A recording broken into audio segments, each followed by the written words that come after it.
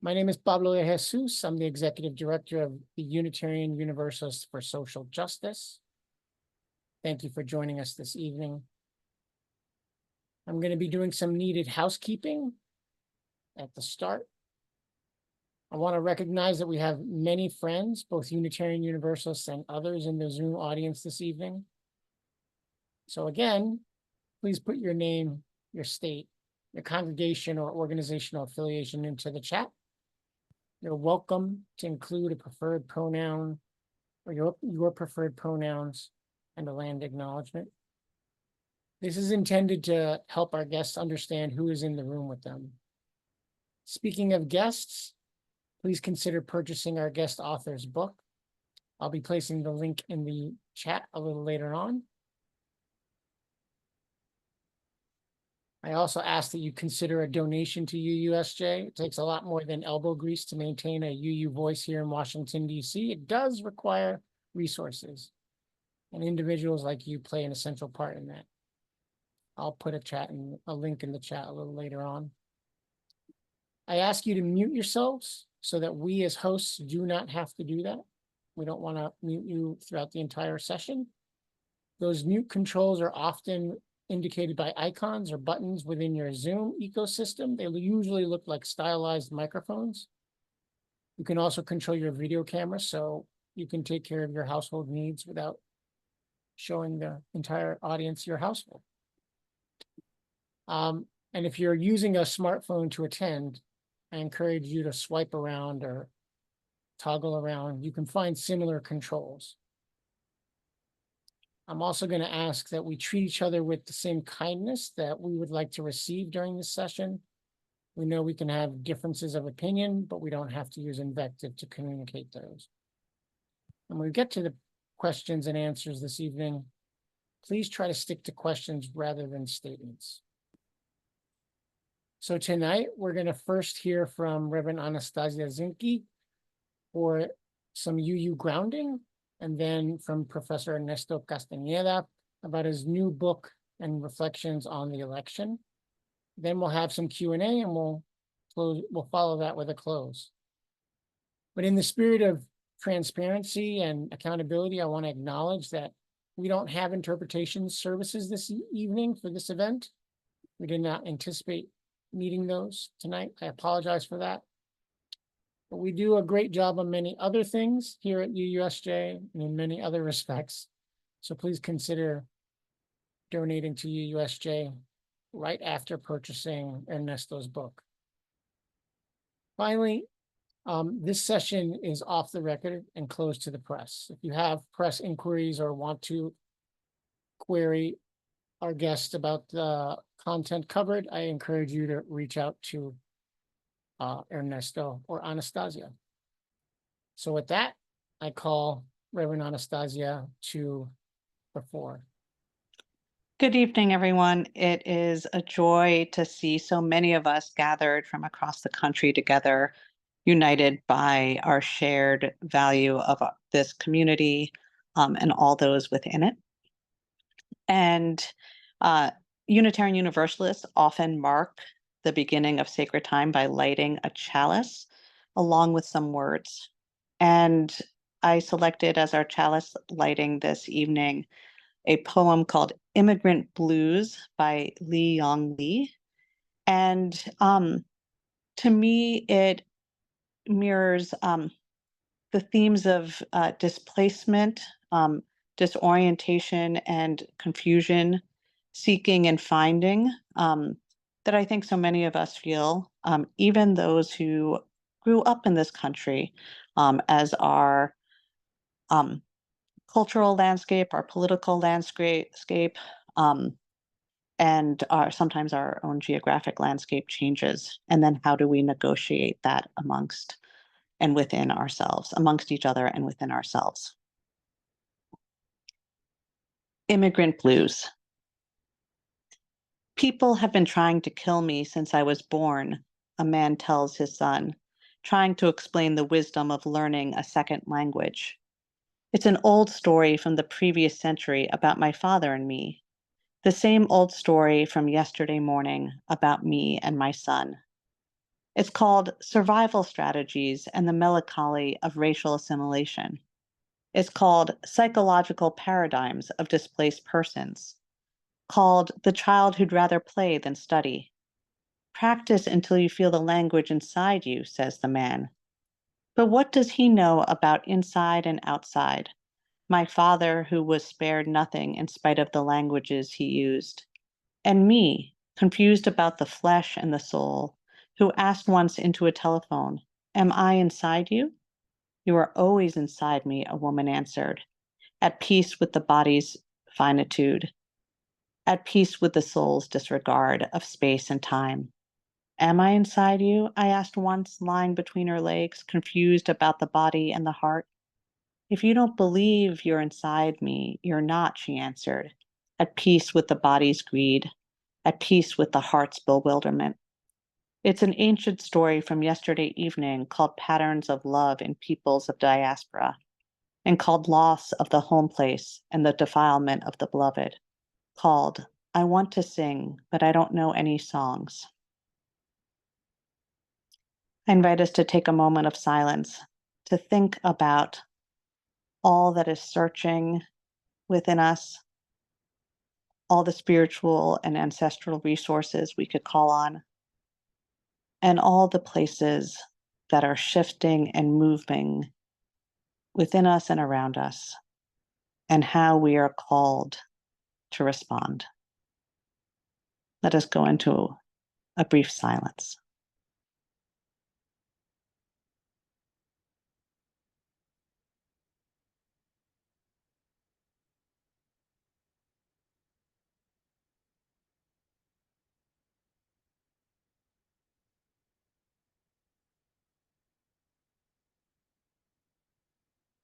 Thank you.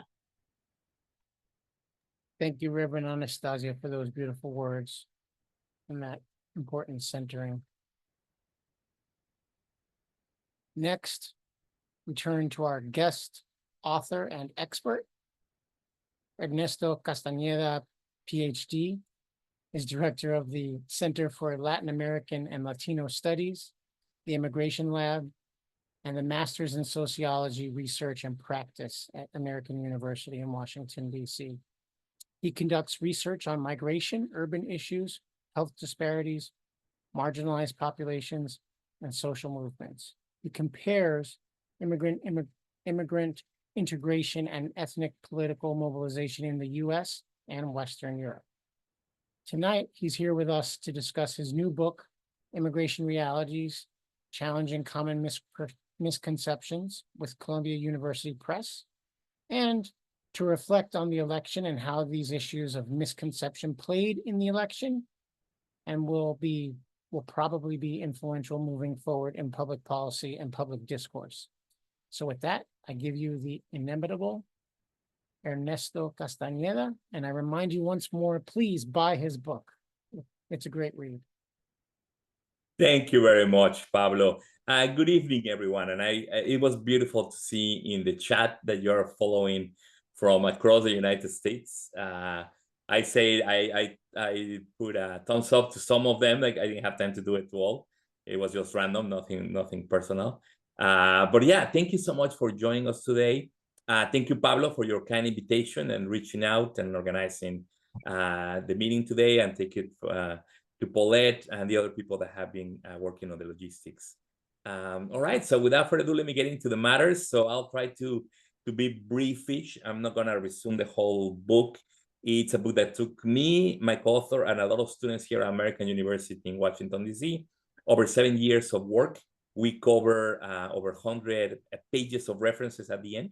And each chapter has a lot of tables and references and more than anything, arguments to make the case. I cannot cover everything today, but it's summarizing research from different fields, the law, economics, sociology, political science, anthropology, geography, etc. But it's done in a way that anybody with a high school education or more can understand the argument. So it's more like reading the newspaper rather than reading some of the thick academic books that me and other colleagues sometimes write for other academics. This is a book that is seen as a resource material. So it's summarizing studies. Sometimes it's a little dry in the sense that it's trying to get the facts, but it's also trying to make the argument engaging and understandable and straightforward upfront, and then backing it up little by little. So it's great for having data points in an argument that is happening a lot. And as we see, and probably as many of you know, there is a lot of misunderstanding around immigration these days, and it's been like that for a long time. And even many times, people that may have a personal migration experience like I have, not because somebody's an immigrant, they're experts on immigration as a social process, right? Like not because we, I don't know, there's a lot of things that we do, but we're not exactly experts on that. It will be very hard for us to explain to others. So what I'm going to do is just a summary of a lot of people's experiences across time and space, and then we can get in the Q&A to more specifics. So what we do in the book is rectify some common misperceptions. And I'm going to go through a few of them briefly, so we can then have an engagement and a Q&A. And I'm happy to elaborate further in the Q&A, to answer any questions are valid and are good, and to and just to push back where you are not convinced by any point. I would like to hear your questions about that.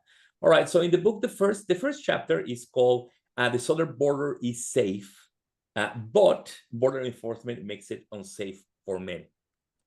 So you have probably heard in a lot of news media across the political spectrum that the border is out of control, or there's an issue of border security.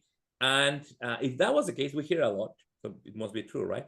But if that was the case, then for somebody to live in a border town or border city or a border state, it should have very high criminality rates, right? Or it should feel very dangerous to live there. And for a while, 2010 to 2015, I lived in El Paso, Texas, a border city right next to Ciudad Juárez, Mexico, which at the time, Ciudad Juárez, Mexico, was very dangerous. There was an open drug war, and there were a lot of homicides per day, at 1.8 homicides per day. But the question was, the fear was that drug violence was going to spill over to the US. Until this day, we have very little evidence that has systematically happened. Drug trafficking does happen in many parts of the world. It happens in the US, but the confrontations between cartels and between each other and cartels and the US and the Mexican military, we don't really see that in America. Few exceptions here and there of cases, but it's not something endemic or common. So something that is true that we find for many years, official data, local data, police data, FBI data, shows time and time around that border cities and border towns are some of the safest places in the whole country. The homicide rates in El Paso, Texas, on an average year are lower than in Washington, D.C. And in particular parts of Washington, D.C., what happens, Washington, D.C. is also very safe, but El Paso is even safer. So that's kind of an objective marker, as an example of El Paso, but the same thing with San Diego, San Antonio, etc. And then we did a big survey of over 1,000 interviews that we also describe in the book, 1,000 survey respondents. Thank you. And people in El Paso, Texas, we asked them, do you feel safe or very safe? And the big bulk, I think it's over 80% of them, say they feel safe and very safe. So again, if you visit, not the border wall, or sometimes politicians from many parties go and take a photo op in the border fence region or next to the river, which looks like a war zone. There's all the paraphernalia, all the images of a war zone, and that's on purpose. But if you're actually in a restaurant, in a place, and exactly, yes, we're talking about major cities. So amongst major cities, El Paso is among the safest. And then if you look at so yeah, this is the homicide rates. So it's per 1,000 people, and the comparison of safest cities is among cities that are large. El Paso, if I remember correctly, is over 500,000 people. So it's not a small. It's around the size of DC. So it is comparable, much safer. A great question. So again, writing the chapter over the years, revising it, checking more contradictory points of view or research, we find out that actually not only the border cities and border areas in the US, on the US side, are very safe, but they're some of the safest in the country. And we often hear that immigrants are bringing crime with them and making the U.S.-Mexico border region dangerous. But what we actually find, and if you think about it, it makes sense. I'll explain in a minute. But these areas are extremely safe for citizens, for white people, for the U.S. born. But they're mainly dangerous for the recently arrived, for the undocumented, for women and children. There's some trafficking, there's some issues, and some people do die every year. There's a lot of deaths, but they are at the elements. A lot of people die in the desert trying to come out undetected through the U.S.-Mexico border, which is less and less so the case. That's why when some people show these graphs of migration going up in the last years, you're not comparing apples and oranges, because let's say in the 80s, in the 90s, early 2000s, a lot of people from Mexico and Central America and other countries were trying to pass undetected, and they could come in. So by definition, they were not counted. They couldn't be counted. And what we see in the last few years after the pandemic is that people from South America, from the Caribbean, Ukraine, Afghanistan, were coming to the border and say, hey, hi, I'm coming here for safety. I'm coming here for refuge. I'm coming here to ask for asylum. Take my name, take my fingerprints, count me, and let me in, please. So we cannot compare those people and these other people, because they are all coming for safety. They are coming to work. They have very similar profiles, but they're coming from different countries, and they're coming in a different way. It's like if we compare, I don't know, you can think of other examples. It's not comparable. All right. So what we saw for many years, and less so, but we still see, is that people are trying to pass undetected to the border because the city areas are so policed, are militarized. Some people are having to go to the desert. So because people get lost, they get dehydrated, they get bitten by snakes, et cetera, dozens of them die every year. So undocumented migrants, which the undocumentation happens because there's not many ways for many people to come legally, they are the victims of the legal system. They are the ones that die, and it's very, very rare that they commit homicides. They do. I mean, there's cases. There was one in the news today. It's not to say that immigrants are all saints and they are perfect. That is not the case. But another chapter we have here and shows that crime rates are, let's say, 100 points in general, as an example, for the U.S. born of all types in different places. And then for immigrants, it's around half of that. And for undocumented migrants, it's a quarter. So Texas has very good statistics on these. And that's what we see. And then depending on the time and the year and the country, but it's often the case. And why is that? Well, if you're coming undocumented, you don't want to make waves or make any problems, because then the police can come and detain you for a crime that you committed, and then you can easily be deported in many parts of the U.S. You are coming because you are escaping war or persecution from gangs in Central America, for example. You don't want to be what a colleague calls deported to your death. So you want to stay here safe. So you're going to follow all the rules, pay your taxes, go to work. These are very, very good people, many often religious people. If you're undocumented, you want a better life for your children, who are many probably born in the US. You want them to go to college. So you're working really hard to support them. And again, you don't want to be deported and separated for your kids who are here, which unfortunately does happen a lot. And I documented it for many years. And lastly, if you are migrating here for economic reasons, you are sending money, dollars, to your family members in the Philippines, in Vietnam, wherever you're from. So again, if you're deported, then your family doesn't have that extra income that is allowing them to start a business, finish the house, grow the fields, etc. So undocumented migrants have less incentives to commit crime, and we see that in the data. All right, so that's two myths that we confront in the book very generally. Related to this is chapter 2. We say that border walls don't work to keep immigrants out of the country. And again, the simplest example is what I said earlier, that if you are trying to pass undetected, undocumented, then yes, the more barriers there are, the more dangerous, the slower you're going to be able to come in, and the more costly it's going to be. So then when it's costly and difficult to come, you're going to hire somebody, more and more organized crime, to build that tunnel underneath the border wall, to maybe bring you down on a helicopter, or to put stairs, ladders, et cetera, et cetera, et cetera. So you're creating an incentive that actually more expensive, more risky, and then you involve people that are profiting, so they're more likely to be from organized crime rather than just guides. And the last point about this is, again, before you're trying to pass undetected, the wall may be a deterrent, as many people think, left, right. But if you are coming to ask for asylum, there can be a beautiful wall, very high with barbed wire on the top, but the border wall or fence, whatever you want to call it, that it was mainly built before Trump came into office the first time around. There's doors for the border patrol cars to come in and out, for the personnel to go and fix it, and most of the time is built into U.S. territory. So both sides of the fence are in the U.S. territory, so it can be built. It's not like on the other side of the wall is Mexico. Most of the time it doesn't work like that, because then you wouldn't be able to go to the other side because it's not your country anymore for the U.S.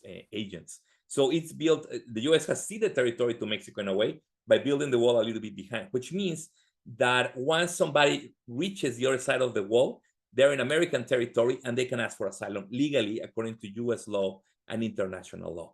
And it's something that a lot of people don't understand, and the media normally does a very bad job of understanding that. Because for many years, we have been taught that if somebody is around the border line, the border fence, the border wall, they are trying to break the law, trying to pass undetected, and that they are criminals. And they're not criminals. They are trying to pass undetected. Yes, for many years, that was the case for some people. Otherwise, they'll come by airplane or with a visa. Everybody prefers to do that. It's much safer, much cheaper. But not everybody is allowed that luxury or that privilege. So if you come and you ask for asylum, that's what we see lately in the media. Since the Biden administration, a lot of Haitians, Venezuelans, etc., they were in a line to come and make their case to be allowed in to apply for asylum here. And many of them entered and they're waiting. And some of them have been deported. Some of them will be deported after their asylum cases are denied or approved. Some of them may be able to stay legally. And that's a process, again, that I think the media has done a very bad job explaining to the public, because it's a different type of migration. So again, border walls don't work, because if you're asking for asylum, in theory, you should be let in. Although with the Biden administration, that also has ended, and it ended during the pandemic. So these are three main important myths. The book covers 10. I'm not going to cover them all right now. Let me cover just 3 more, and then I can leave the other ones for Q&A if people are interested. But also something that the research shows time and time again is that, yes, for a first-generation immigrant, learning the language is an issue. Speaking it like the locals is hard.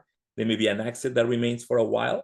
But surprise, for the children of immigrants born or raised, in this case, in the United States, they're going to speak like the people from the schools they go to. So you're from different parts of the country. So the immigrants are going to adapt and speak like people speak locally, right? There's not a standard English that everybody speaks the same way. There's regional variations. So immigrants adapt to those. And the grandchildren of immigrants, and this happened for the Polish, for the Irish, I guess not for the English. Well, even the English from England now speak American English, right? So everybody learns the lingo. So by the third generation, the native language is lost for the most part, which is a loss, because then you lose that cultural connection, that ability to do international business. In the case of Latinos, because there's been new waves of people from Latin America, it looks like there's always people speaking Spanish.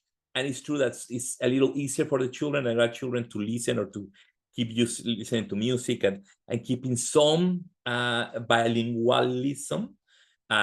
There's some great educational programs to do immersion to keep the languages alive. But it's a challenge, because most kids, most youth, most people in the US and in the world, they listen to music in English, they watch movies in American English, a lot of the world dominant culture is in English. So if you're a teenager, like my kids in the US, and you want to be cool, you're going to hang out with your friends, which are from all over the world, mainly from the US, the language to do so is in English. So it's not true that people don't want to speak English. That may apply for the first generation. And again, it's not that they don't want to.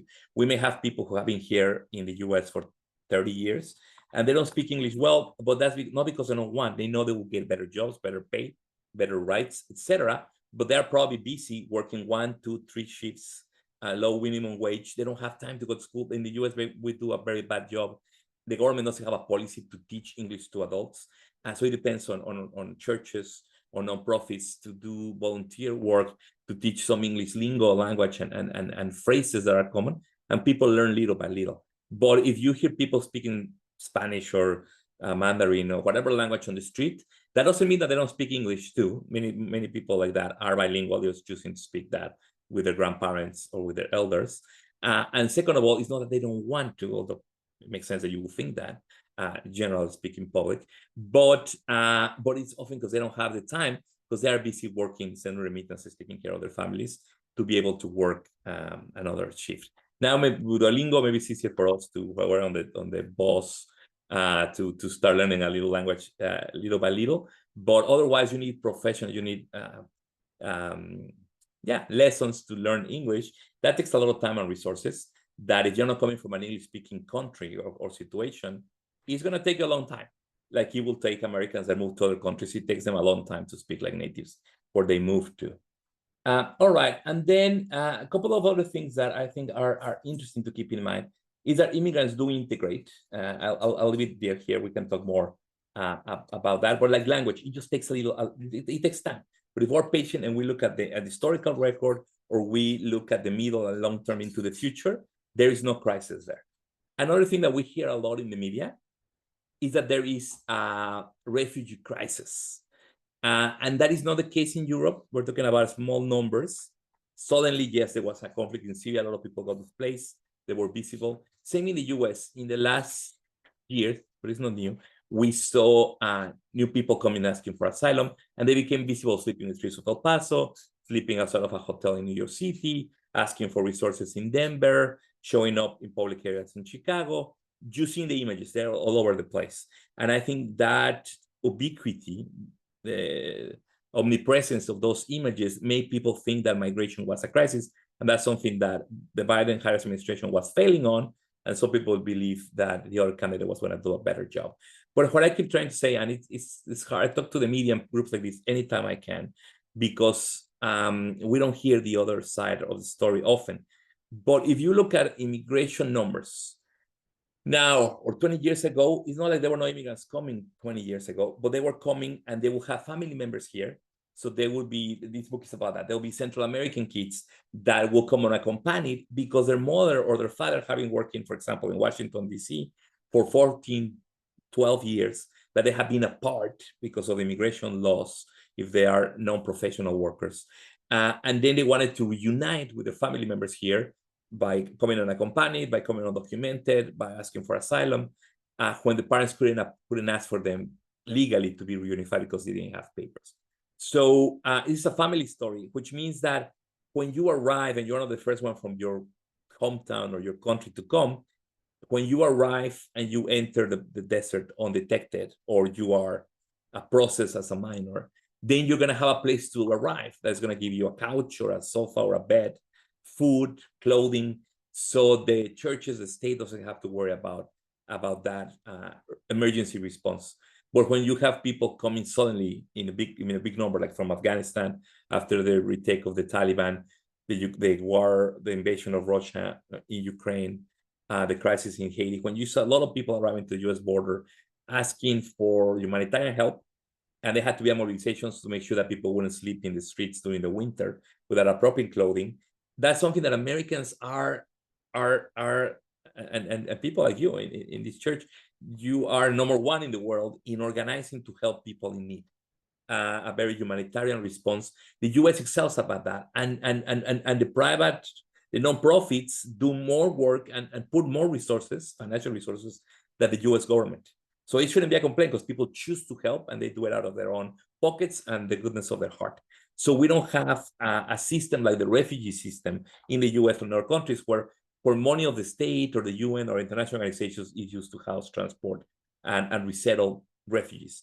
But something like that was happening at the border. People volunteer. But then when Governor Abbott of Texas mainly, and the governor of Arizona started busing people to cities, and they will be arriving again in groups of 40 to cities like New York, Washington, Chicago, Denver, etc., it became very visible. But again, if you go to a train station in any major city in the US, there's tourists in the millions, and there's immigrants in the thousands arriving every day, but then they're going somewhere, or they're invisible, but they've always been there.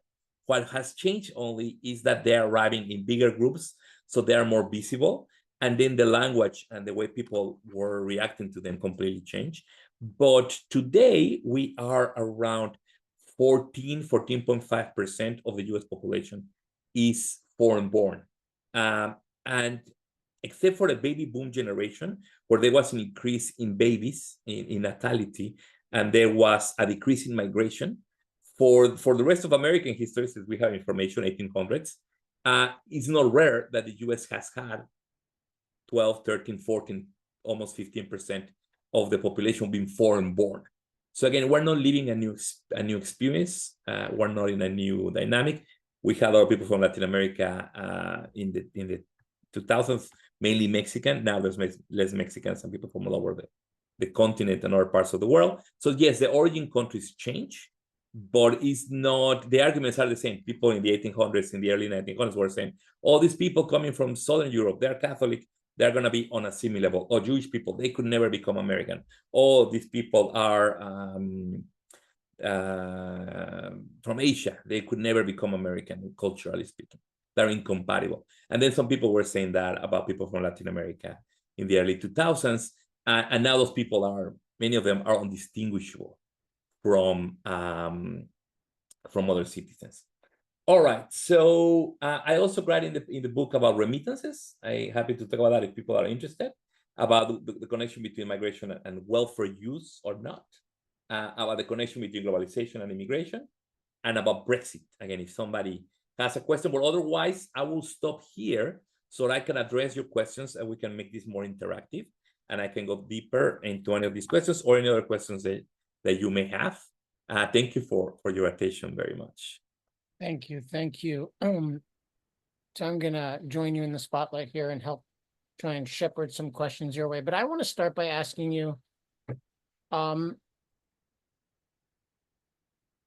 the transformation in attitudes about immigration seems to have been driven by election cycles, by the kinds of things that candidates have been saying on the campaign trail for at least the past 2 or 3 election cycles. And in this past election, we saw something among voters who elected President Trump, something that we'd never seen before, which is that immigration was a more important issue for GOP affiliated voters than abortion was, for the first time in perhaps the history of monitoring these kinds of things. So you've laid out many of the misconceptions that have been prevalent in the thinking of many people and the media here in the United States. But do you have a sense of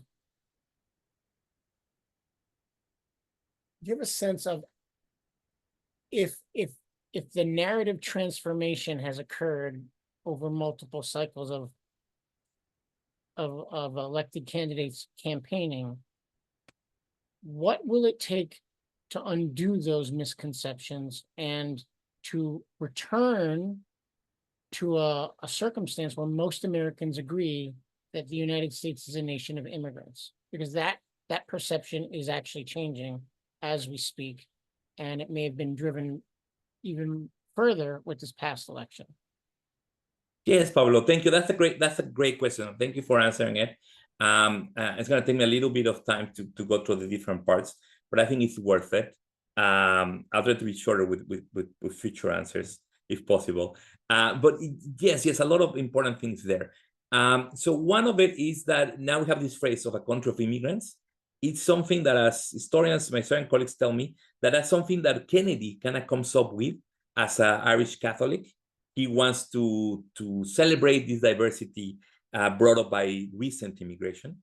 But what has been more the case throughout American history is that, and again, it's a success. America, the United States of America, or whatever time, is very good of making Americans out of people from all over the world, different religious traditions, different races, etc.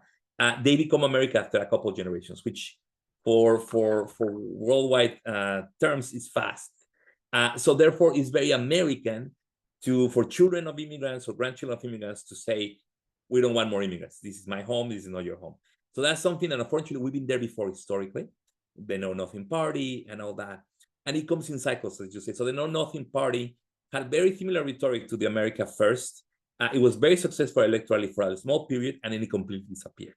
So because we're all immigrants in one way or another, a few generations removed, and because immigrants are part of the economy, societies, churches, etc., people may forget that, and it's easy to point the finger and scapegoat. But after a while, if there's mass deportations that may happen and has happened in the past, then you start seeing that it's not you're not talking about people in the abstract. You're talking about your neighborhood. You know their name and you know their kids, and they play with your kids, so they go to the same school. Then it starts, it's losing the appeal. So, and we've seen this in the past. In California, for example, there was Pete Wilson, who was losing. He got reelected, attacking immigrants and attacking bilingual education. He was elected. But then we had a period, with the exception of Schwarzenegger, of Latinos, progressives, immigrants, many others forming coalitions. And now the big cities in California that are very diverse are strong Democratic strongholds. A lot of people that were residents became citizens to protect themselves from these type of policies. So there's a backlash against diversity. Maybe Obama brought a lot of anti-immigration rhetoric. But then the excesses that we saw early on migration with Trump, it's probably one of the reasons that Biden won. And then if Trump really goes to the excesses he's promising around immigration, you're going to see a backlash of people saying, well, that's not really what I voted for. That's not what I wanted. That's not what we need. It affected my spouse. It affected my employee, my employer, et cetera, et cetera. So it's a swing. So historically speaking, what I always say is that it may work politically on the short term, but it doesn't work on the long term. So, and again, if it was infallible, then Trump wouldn't have failed in 2020, because immigration was an issue. According to him, there were caravans. That's true. There were people from Central America coming. That was true. According to him, they were part of gangs. And he still lost the 2020 election, as most people believe. And there's plenty of examples we have studied in the immigration lab that I direct of candidates that are very anti-immigrant, Chris Kovac, Congress people that had very anti-immigrant campaigns, and they are as likely to win as they are likely to lose. So stoking these flames of hatred against immigrants is not foolproof.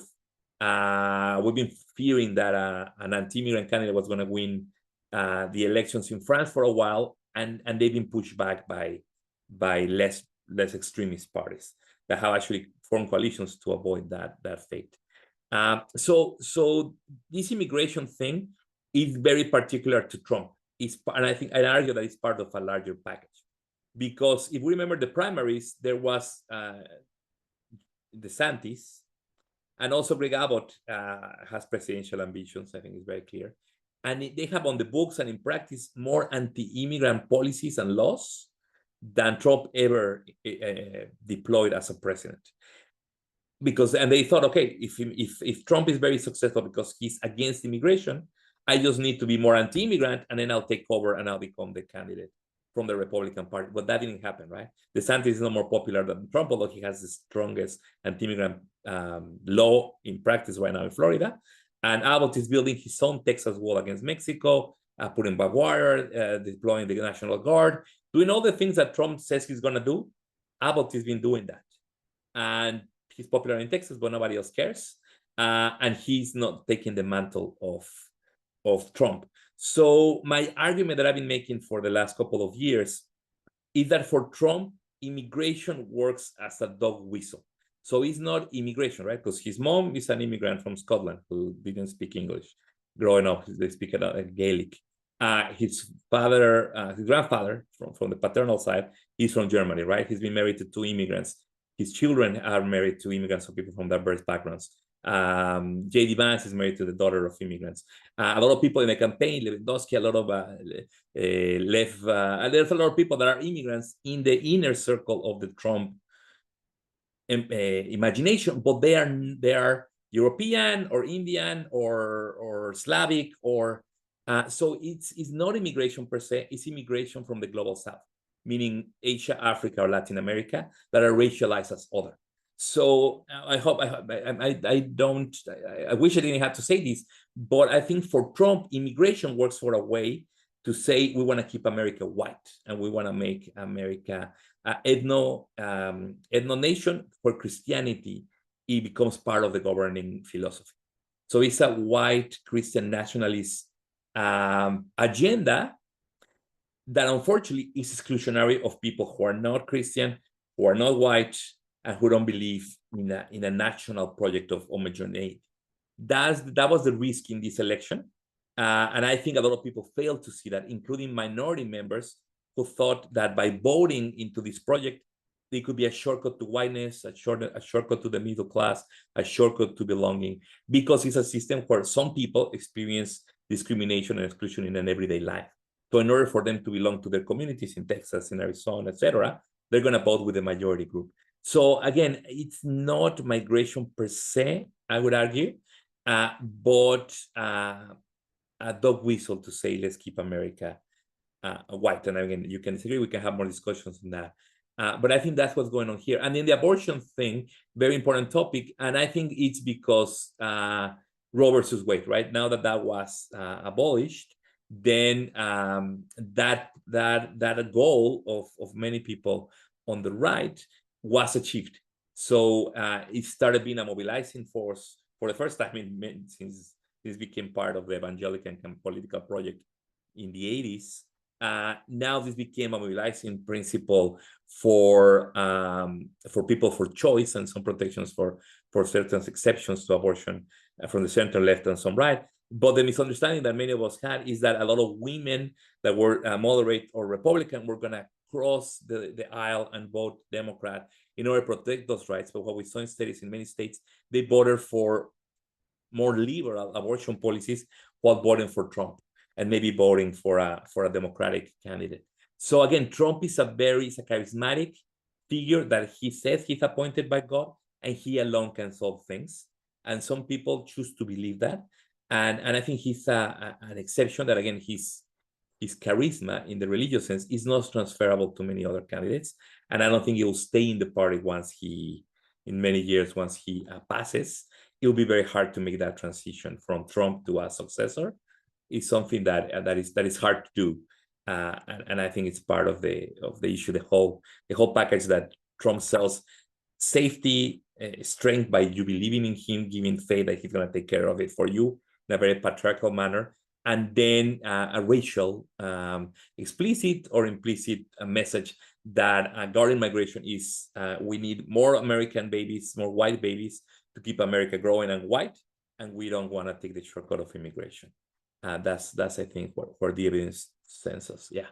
Thank you for that robust answer. I want to make sure that we get some questions from our immigration action team. So one of them is something that we work with every day. Terry asks, how can immigration advocates make the case you've outlined in your comments in a political environment when facts seem less important? Maybe it's telling true stories. What are your insights? And I'll add here, because, hey, Ernesto, you at American University, you're training many of Capitol Hill's interns and junior staffers. So what are your insights into how to make the case? Yes, that's the key question, and it's not as easy as I hope it would be. So, because in order to be an informed citizen and to be an informed voter, you have to do what you're doing here today, right? You're spending time of your evening learning, and that's a skill that you have, and this church is very strong at, and then doing something about it. But that's character, that's time investment, that's persuasive action that a lot of people choose to just watch Netflix, do something more passive, take a nap. So you have to fight against that tendency that some people have, that for us, we like learning. It's part of of feeling alive, of feeling connected to others, is to have communion like this. So invite other people to events like this. So I'm glad, thank you for organizing this. Then the book, I mean, it's again, I cannot say all that is in the book, so do read it, please. And then I think Pablo shared the link with Colombia, which is great. They love it. But also, if some of you prefer to purchase it on Amazon, for example, if that's more convenient for you to get delivered there, you can do that, or you can buy the Kindle. The electronic version is very cheap. It helps with the rankings. But also, if you prefer for very good reasons to go to your local bookstore, you can buy it there, or you can order there, or there's also independent bookstore websites that you can order online, but it's going to connect to a bookstore in your community. And then ask if you go to a bookstore locally, ask them to buy other copies, and that they display them so other people that couldn't make this talk and maybe see the title and be like, oh, I want to learn more. So creating things like that is important. We also have a blog from the Immigration Lab. I'll share the link in a minute. An Aula blog called we summarize these points in more briefer or related topics since the book came out in short form, 100, 800 words, 1,000 words. That is useful. Op-eds, but we're in a time where less people are reading books in the general population. Less people are reading the newspaper. Very few people, a very small portion of the population is watching cable news like I do every day. Very few people are doing that. A lot of people are relying on their phones, on short videos, short memes, short graphics to make their understanding. So we have to fight against that, which is really hard. So having conversations with people are crucial, and you have to be very patient. As somebody asked, the facts are no. Some people have talking points from the right that they repeat, oh, but from this, from that, it was going to make us safer. And they don't really know why, and they couldn't explain it, but they repeat it. And because they hear it over and over again, other people, they repeat the same things, they repeat these misunderstandings. So it takes a lot of patience. And I think more than telling them they're wrong or right now, like giving a small lecture, questions are key. So, okay, so you're in favor of mass deportations. All right, so what happens if John Wayne came and he came illegally, and then he had a daughter born in the US with an American citizen from Nebraska? They go to college, they're key parts of she's a pastor in the church. What should the pastor do? They deport the husband. Should she go to Singapore with the husband, or should she stay? Should they have a long-term relationship? Who should the daughter go with? Should the whole family be deported, like not by force or not, willingly? Should they accompany the person to the other country? What do you think is the moral thing to do? And then let them think it through, because I think a lot of times they're not thinking it through. Or ask them, oh, what if you're a soccer coach in your town? Do you know if you have any kids that be undocumented? I don't know. But have you ever imagined that maybe some of their parents may be documented? And in some cities, it's going to be likely the case that some of the parents of people in the school where your kids go, they're going to be undocumented. And if they're plugged out of the school, some kids may get really sad that Mary disappeared one day and never came back, and she didn't die from COVID. She just was, and people will know she was deported. So it's not a mass shooting, but it's a disappearance of people of the community. It's very sad for citizens, for teachers, for pastors, for neighbors, for a lot of businesses, right? We go to businesses that one of your favorite restaurants is probably going to be owned by an undocumented person. Undocumented people have businesses, big, small restaurants, your laundromat, the person that cuts your grass, that does your cleaning. The people that are against immigration, I'm sure they have paid an undocumented person within the last month for a service that they enjoy and they choose to use. So again, hey, what are you going to do now if you're going to get all the Chinese people in Chinatown deported, for example, which is it's an exaggeration, but because many of them probably have papers. But if they deport all the Chinese in your town, don't want you miss Chinese food takeout anymore? If there's no Venezuelans to do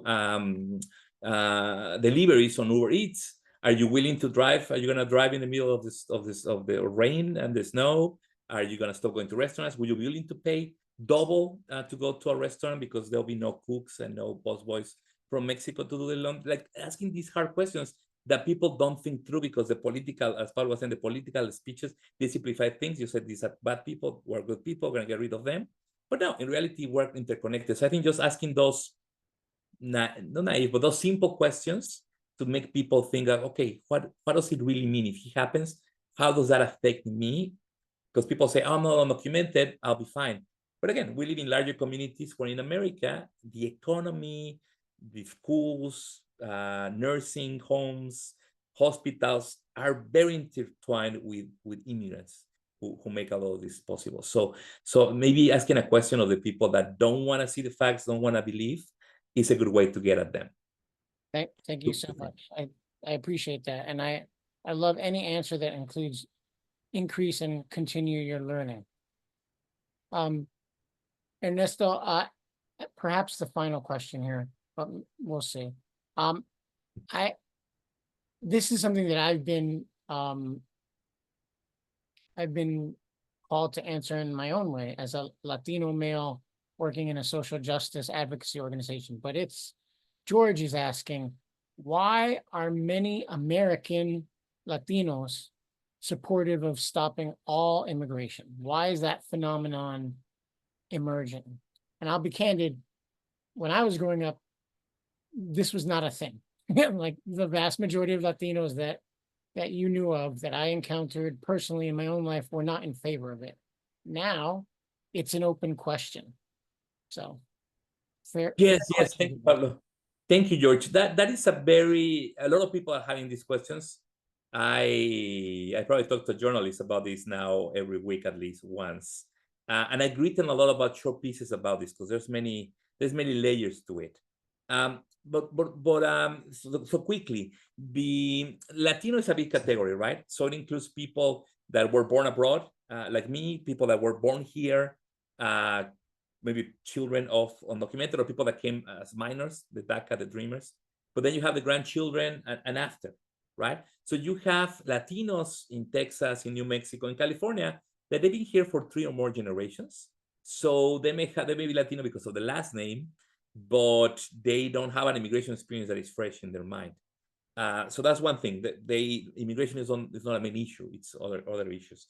For example, there's with a lot of bipartisan support, the church and the University of Notre Dame play a big role. There was an amnesty in 1986. So people that were undocumented, many Mexican Americans, were given papers to Reagan. Is the one that at the end he agreed to. He had very anti-immigrant policies and views, but at the end of the day, he signed the bill to regularize a lot of people. So there's a lot of people that were Democratic in inclination and everything, but they've been voting Republican since, because they own their papers, they say, to Reagan.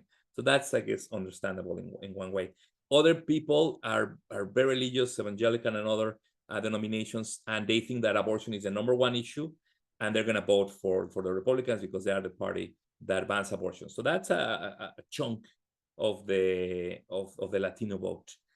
Social justice is something that a lot of immigrants are coming from union backgrounds from suffering, oppression, and they are very good at organizing the communities, and that's what Pablo and me have seen for many decades. But they have also grown older. Those generations that were the activists and all that, they grown older, tired. Latinos have been promised an immigration reform for many election cycles. That hasn't happened. Kamala Harris was in favor of an amnesty. She wouldn't use that word, but she was talking about pathways to citizenship. But she was very quiet. She was like, "Oh, we need more border control. I'm a persecutor, and also we need to give a pathway to citizenship." End of the story. So a lot of Latinos didn't hear that part. So again, the political outreach of Democrats was missing. Only 3% of the huge budget that the Kamala Harris campaign had was used for Latinos overall. Most of the ads were done in Spanish media, that the young Latinos, they consume media in English. So they were missing them. And that's the other thing. Most Latinos today in the US, the great majority are US born. They are majoritarily communicating in English. Most Latinos today don't speak Spanish anymore. Some of those are bilingual, but the majority are not.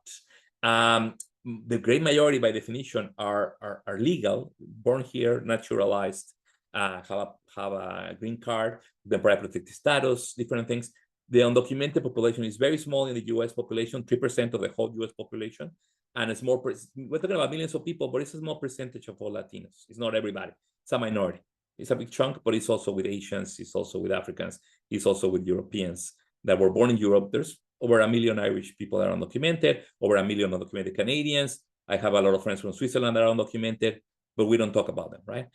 Same with Latinos. Most of us are not undocumented. So now people saying, oh, these Latinos, they're stupid. They voted for Trump. They should be deported. Well, no, they're citizens. They shouldn't be deported. They cannot be deported because they were probably born here or grandchildren. They're undeportable. So that's the other problem. Trump was really good in dividing. And first he was talking only about Mexicans. They are the rapists. Then he was saying, no, the Central Americans are the problem. I know the Black Lives Matter, Black people are trying to destroy your business, Mexican business owner. And then, oh, no, it's the Venezuelans that are the problem, not you. The Venezuelans that are just arriving, not the middle class Venezuelans that came earlier that are in Miami, is the ones at the border now. Oh, no. It's the Black immigrants from Haiti that are the problem. They're the ones eating your cats and your pets. So although sometimes he'll use the immigrants and all that, he was very particular in saying that. And then what we see in a lot of the surveys before and after the election is that they ask people, when the Hispanics, when he says that Hispanics are X, Y, and Z, do you think he's talking about you? And around half of the people say, no, he's not talking about me. He's talking about another person. So that's another thing. People were very, very good at distinguishing that when he says, Latinos are X, he says, no, but I'm not that because I go to church, I do these things and all that. So another way to show that you're a good Christian, a good Muslim, in this case, a good immigrant, a good Latino, in some, I have a friend who lives in a cousin who lives in Texas, and she was saying, my kids go to school with the Republicans. My neighbors are Republicans. We hire Republicans. The Republicans hire us, blah, blah, blah. They're good people. I'm going to vote Republican because that's my community, right? So that's one of it. And another one, Trump spends so much time demonizing and saying, immigrants are evil, immigrants are bad, they're coming from this type of countries, they're trash. There are all these things that if you're a Latino, some of them, a small percentage, but it added up all these different reasons, saying, okay, in order to protect myself from deportation, from target, from hatred, from hate crimes, or to protect my family, I'm going to be as middle class, as white passing as possible. So, because I know these guys may come and get me in my house and put on fire or something like that. So I'm gonna tell them, and I'm gonna show them, I'm gonna rectify that I voted for Trump, hoping that then they'll be safe from pogroms or from mass deportations or from hate crimes. So again, it's not that there's racism, there's classism for sure, but also all the verbal symbolic attacks of Trump over many years. Some people internalize it and believe it. Yeah, some immigrants are bad. Or again, I may be bad, but therefore I have to point the finger and say, oh, I hate immigrants to belong, right? So when there's a group of kids that are bullying, some people defend, some people get away, but some other people may join the bully and support him to not become victims of the bully. So that's the dynamic that we're seeing with Latinos. They're victims of that hatred and that hate language rather than the main cause. But by buying into this white supremacy, like Tario of the White Boys, or Nick Fuentes, whose I think father has Mexican origin, and they becoming white nationalists, Latinos, as I say, Latinos are used to polarize the U.S. and to scare suburban women about the Latino men coming to rape them and kill them. And then some Latinos internalize this, and then they polarize further, and they become the leaders of the Proud Boys, the leaders of the neo-Nazis, to show that they're white, even if they may look brown. They are white, and I'm going to show that. And then they polarize American society further. But with the social media games that we have, with the blaming, with the scapegoating, is something that rewards that type of extremism and that type of self-hate that then is acted upon. So that was a long discussion, but I think it's part of this complex issue. A lot of healing, a lot of discussions, a lot of self-love and understanding, and a lot of understanding within Latinos that needs to happen, that the experience of the immigrant, the experience of the citizen, the experience of the people of color is very different, and they don't understand each other's differences because they happen in different generations to different groups in different ways. And there's not many spaces when a Cuban that arrives and is held by a church and is given, it's treated like a refugee, and is given a lot of resources for the state to adapt. It's easy for them to start businesses, to become middle class, especially the early waves. It's very hard, and then they say, oh, I did it on my own, nobody helped me. But then they get upset that some people may help somebody on the short term. So again, there's a lot of misunderstanding, even among immigrant communities, even among minorities. They don't have to know how immigration really works, because again, they have to have the luxury of going to college or getting educated, which many of them don't have that time or the resources. Or the luxury of a talk with you. I have to throw in one last question that's been sent to me anonymously, and that is, do you have any thoughts, or can you talk a little bit about the economic contribution of immigrants to the United States economy?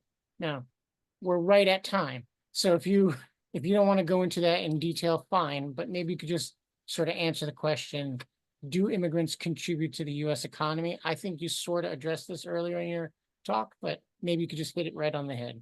Thank you, Pablo, and I'll be brief. And that's a great question, and it also is connected to what will be the economic impact of mass deportation that somebody asked in the chat. So real quick, people don't really know this. It's a hard question. How much are immigrants contributing? Even the IRS, they have a hard time knowing who is immigrant, who is not. It's not an easy question to answer, even by the government. They haven't answered in an official way. So what we did, I'll tell you about this one piece that is in the conversation. If you look for Ernesto Castañeda, proof, and the conversation, you'll find the article with all the details, very short. But what we know is that in 2022, immigrants living in the United States sent money abroad. We know because the banks, Western Union, the World Bank counts these. They sent over $81 billion abroad. That's a figure that is hard to debate. They probably send more because they can visit, they can say cash. But through transfers, international transfers, there were $81 billion. Treasury, nobody debates that. That's kind of agreed upon, that at least they send it. Okay, so that's a fact that we know. Then we calculate that those people are recent arrivals, they're working, let's say, to make an estimate conservative, we say that they work in construction, restaurants, sectors where the companies that hire them spend 30% in labor force, and 20% of those businesses is what the worker takes home. So we say, okay, this 81,000 is equivalent of 21% of what they make to the companies that hire them, which is around $500,000 billion. And then we say, okay, we know, I'm sorry. I'm almost there. So we know how much they send in remittances, sorry. And then a lot of studies show that around 17.5% of what an entry-level immigrant worker makes is what they send home, $300 a month. So it's 17% of their wages. With that, we can calculate the wages. Simple math. With that, then we say, okay, if that's 21% of what the capitalists make, because they're paying them very little, as the last comment came in from, then we know that at least only immigrants sending remittances, which is not all immigrants, only immigrants sending remittances, they contributed to the U.S. economy $2.2 trillion.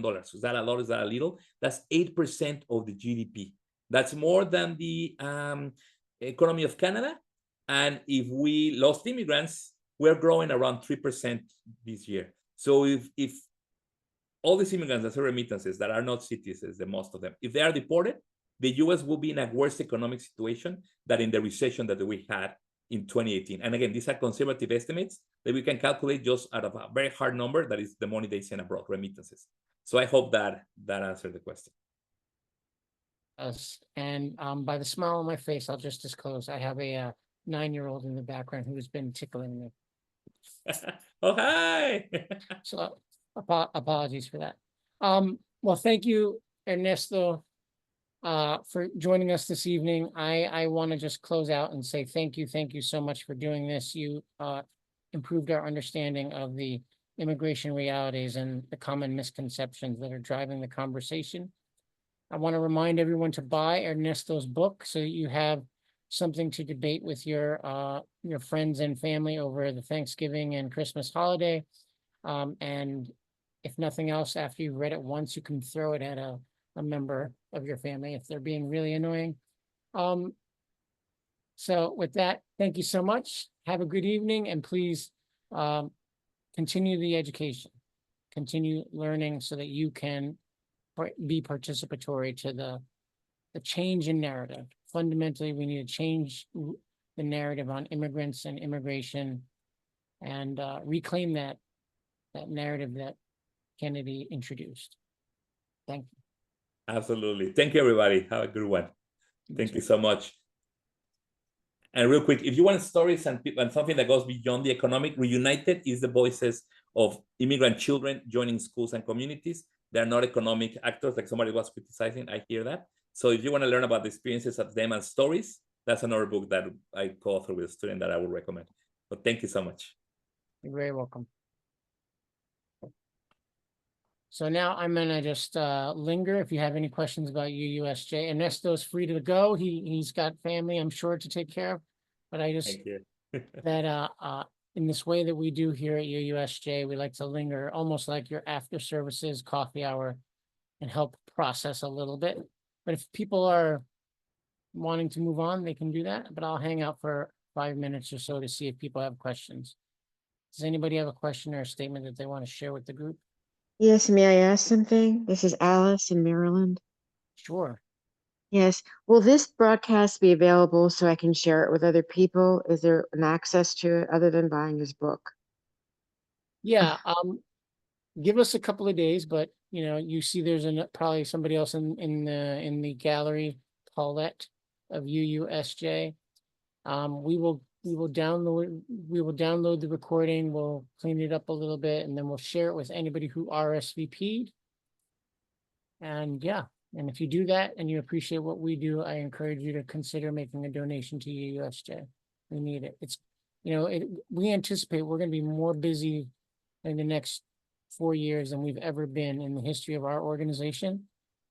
And we can only do that if Unitarian Universalists allow us to organize our people, our power, and our money, because it's going to require all of that to thwart and mitigate the worst stuff and to take every opportunity to advance better stuff, and especially to position us to have the kind of policy we want moving forward when the political conditions are right. So if you Thank want, you. Yeah. So if I understand correctly, the fact that I'm signed in here today, I might receive a link sometime early next week or earlier. yes, you'll get a video link, assuming there's no corruption or anything in the cloud. Yes, Thank you. It was excellent. Thank you very much. you're welcome. I do want to, yeah, so Alice is asking in the chat. So if you follow the link that I put into the chat, that's the largest deportation operation in American history. That's part of a segment in a podcast, This American Life. I'm sure many of us recognize that name. It's an NPR favorite. And one of their producer reporters went out and tried to actually put specific numbers on what it would look like to start deportations for that many people. And they spoke to sitting members in different, aspects of federal enforcement to get a handle on what that would actually look like and what we could expect to see during the first 100-odd days of the Trump administration. So if you're interested in knowing, like, is that really possible or was that just bluster? Listen to that podcast, because the reporter lays out what is factually possible. I'm looking for anything else. Well, if no one else has any questions or statements, then I guess we can Wait. wrap. Oh, wait. Yeah. Could you repeat the podcast information? So it's in the chat. Okay, If you Thanks. scroll up and down in the chat, you'll find it. There's a hyperlink. It's This American Life. That's a radio program on NPR.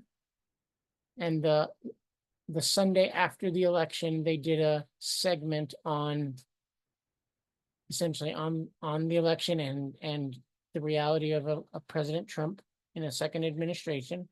And one of the things that they covered in that was operationalizing the mass deportations.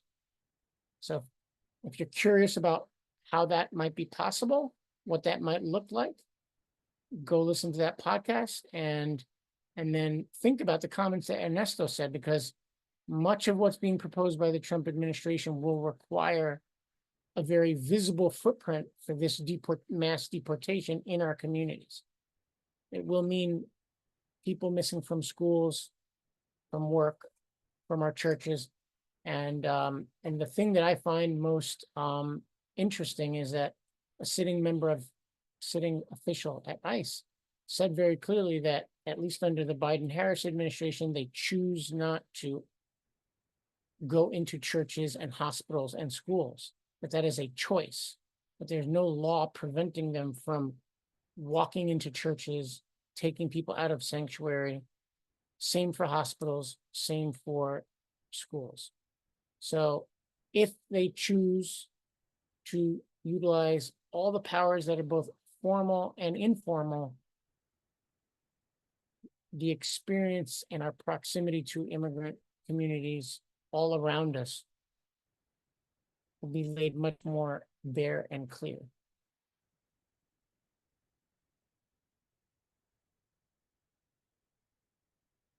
Anything else? It's hard for me to see people. I only see a few people, so. if Thank wanna you. say something, Just please. want to say thank you. It was very good. Thank you. Great. Well, thank you very much. We were happy to do it. A special thanks to Charlotte. She brought Ernesto to our attention recently. Okay, well, with that, good night. Take care. And pay attention for other speaker events. We have some other speakers being lined up. Thank you.